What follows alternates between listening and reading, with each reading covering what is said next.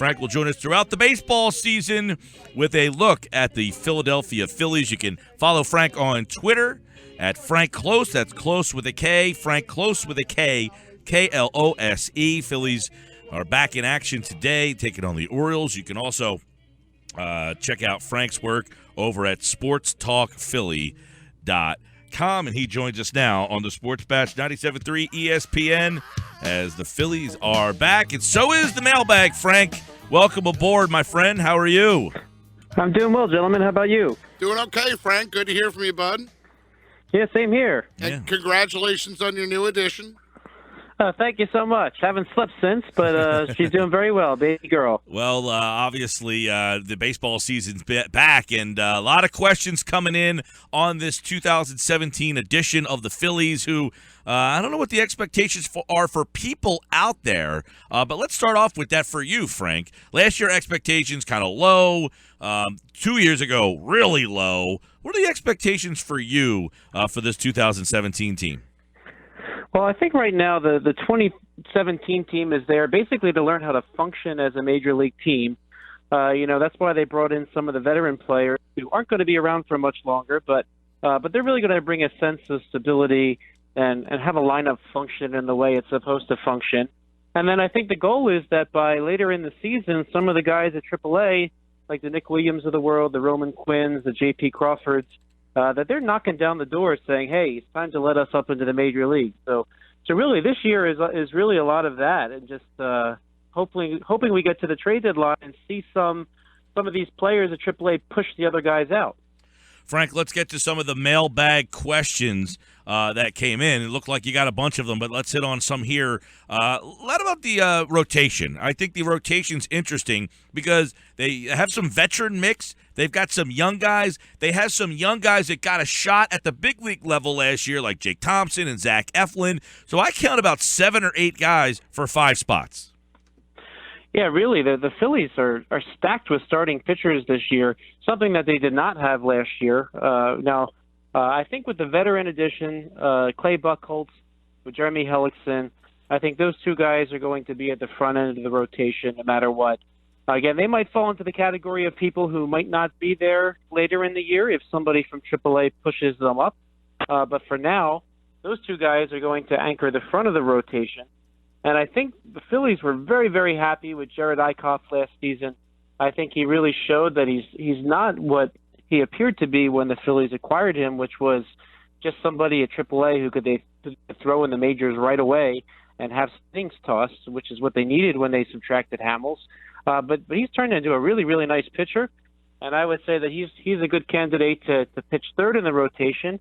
And then you get to the back end, and it doesn't sound that bad because you're going to have Aaron Nola and you're going to have Vince Velasquez, both of whom have certainly had their moments in the majors. They slowed down later in the season, had some nagging injuries, both of them did, but that's a pretty strong rotation going into the season. And the guys you mentioned, like Jake Thompson and Zach Eflin, they're not going to cut the starting rotation. So those 2 guys are going to get bumped back to AAA. And even behind them at AAA, you're going to have Alec Asher, you're going to have Ben Lively, you're going to have Nick Pivetta. And none of this discussion even includes Adam Morgan, who probably is going to transition to a bullpen role. But so if you look at last year's starting rotation, they lost Morton almost immediately once the season began and started to have to go to their minor league depth. And right away, they sort of ran out of it. But this year they have plenty of it. And I think for the 2017 season, they're going to hope that some of those guys in the minor leagues by July are pushing them and saying, hey, we need to be up in the major leagues right now. And then at that point, then you start to see if you can trade the likes of Hellickson and Buchholz, and hopefully they have a nice, strong rotation. Frank, let's talk about a guy that had some exciting stuff, but yet maybe his potential hasn't fully been realized yet, and that's Vincent Velasquez. Do you see Vincent Velasquez as a starter long-term? Well, I think going into last year when we first talked about Velasquez, the question was how efficient can he be with his pitches? Can he do more than throw a lot of pitches? I think that was his downfall last year. He had an amazing start against the Cubs early on where he went the distance and struck out 16. But it seemed after that he tended to not be so efficient with his pitches. He walked a lot of guys. and he was actually shut down not because of the number of innings, which it's pretty funny because we always talk about innings limits for pitchers, but this pitcher had to be shut down on a pitch limit essentially because what he needs to do in the major leagues to be efficient is really cut down on the walks, cut down on the ball, don't try to strike everybody out, try to pitch to some contact and get some outs that way. And if he can do that, he's got a pretty high ceiling. I don't think the Phillies got a complete answer to that question last year, but it was definitely a learning experience for him. He had his high points, so I think they're gonna put him in the back end of the rotation. He could be the fifth starter. The Phillies did say that either Nola or Velasquez will pitch the home opener. That means they're going to be 4 and 5. So the pressure won't be on him to sort of lead the way, and I think they're just going to keep telling him the same messages. Learn how to be efficient with your pitches, and then if you can be efficient with them, then you can be a starter. If you can't, well, then maybe we need to look at a bullpen role for you because you don't want to blow out his arm because he's throwing out too many pitches. Frank Klose is with us. The Phillies mailbag is open, the first mailbag of the season. And by the end of the season, Frank, who do you see starting in the Phillies outfield? Well, it's going to look very different towards the end of the season compared to the beginning of the season. So the Phillies are going to open with Howie Kendrick in left field. They'll have Odubel Herrera in his custom center field. And then right field's going to go to Michael Saunders. Now, Saunders and Kendrick, two veteran guys that are brought in to sort of help the Phillies lineup function as a major league lineup and have that presence. But they're two really strong candidates to be pushed out of the way by somebody at AAA. So if you look at the AAA outfield, that also, like the starting rotation, that's going to be a pretty stacked outfield because you're going to see Nick Williams in left field, you're going to see Roman Quinn in center field, and then Dylan Cousins in right field. So, this Irons Big team is going to be pretty good, when you consider the starting rotation and the quality of offensive players. So my guess is that by the end of the season, Roman Quinn will have claimed one of the positions. He's probably most valuable in center field, but the Phillies are really committed to Odubel Herrera, so he'll probably end up in a corner at some point.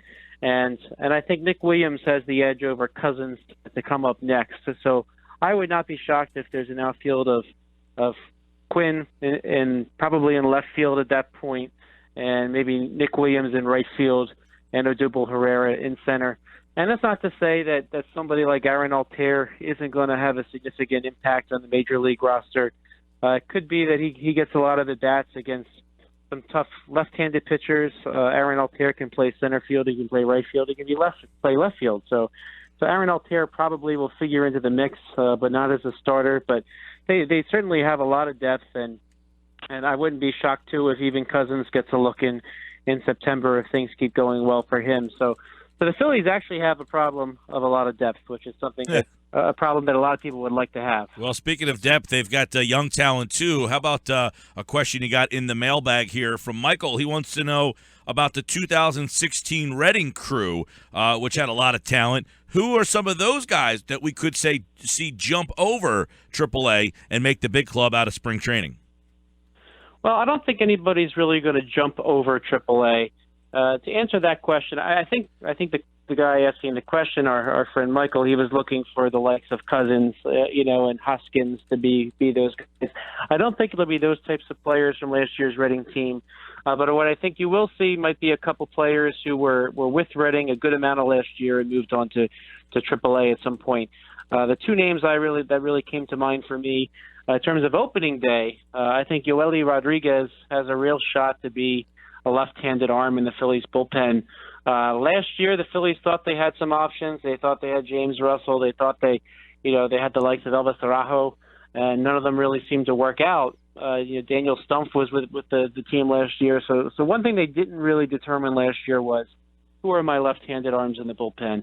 And as I mentioned a little while ago, I think Adam Morgan's going to be one. But I think the second person who's kind of in the lead for it right now is that Yoeli Rodriguez. And Rodriguez is somebody that people don't necessarily know a lot about. He was the guy they got in return for Antonio Bastardo a couple years ago when they traded Bastardo to the Pittsburgh Pirates. And he was taken off the roster. But last year he seemed to really develop a lot of life on his pitches, and he really rose through the entire Phillies system. He spent most of the year at Reading, but he started in Clearwater, went to Reading for about half the year to AAA, and then he made the Phillies club down the stretch. So I think Rodriguez is going to be the left-handed arm that makes the Phillies roster on opening day. And in terms of other 2016 Reading fighting Phils, I think if there is an injury of any sort in the infield, you're going to see Yasmiel Valentin come up. Very, very nice-looking switch-hitting infielder who can play up the middle. So if, for some reason, any of the infield, that could be Franco, Galvis, or Hernandez, if any of them get injured, he'd be somebody that probably could come up right away and fill in as a reserve infielder while Andres Blanco plays more. But I think that 2016 Reading club, as exciting as they were, as well as they played, I think they're just a little bit more away from making the major leagues. So we're not going to see any of those big boppers just yet, but some of those nice, useful pieces that really contributed to the success of that team a good amount, they do have a real shot. Frank, as we sit here talking to you, we look over at the TV for a second and see a guy wearing number 80 going deep, and that's Scott Kingery. Makes me think, is there a dark horse player that you see making the 25-man roster out of the spring? Well, that's a good question. Scott Kingery is somebody that Phillies are really, really high on.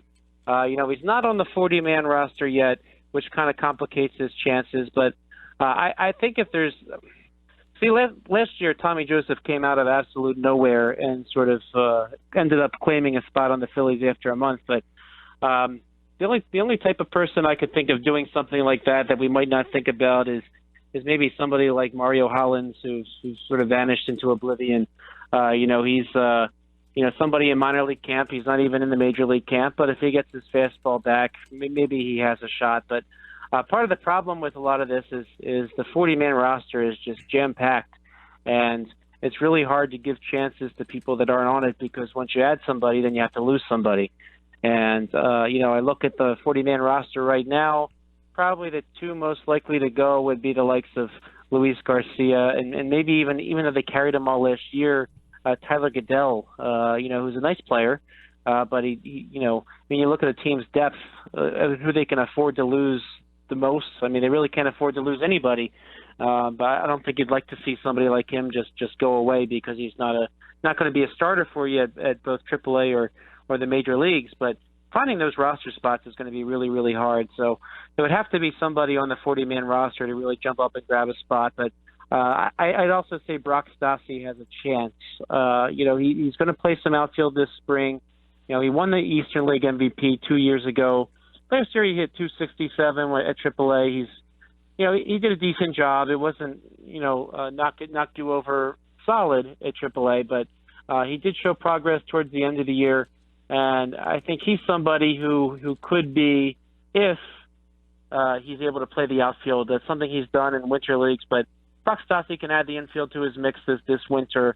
He could be somebody that might have been written off that might get his shot. So it's really hard, though, for anybody to emerge as a dark horse, because if you add a player, you got to lose a player. Klose with the mailbag every week. You can send mailbag questions to Frank at Frank Klose with a K on Twitter, and you'll have your questions answered on the air. You can also send him an email to sportstalkphilly@gmail.com if you want to go that route as well. We'll try to get as many questions as we can each week during the Phillies mailbag with 97.3 ESPN.com's Frank Klose, a new dad. I know you've got to go tend to things, pal, so we'll look forward to next week's mailbag. Thanks, guys.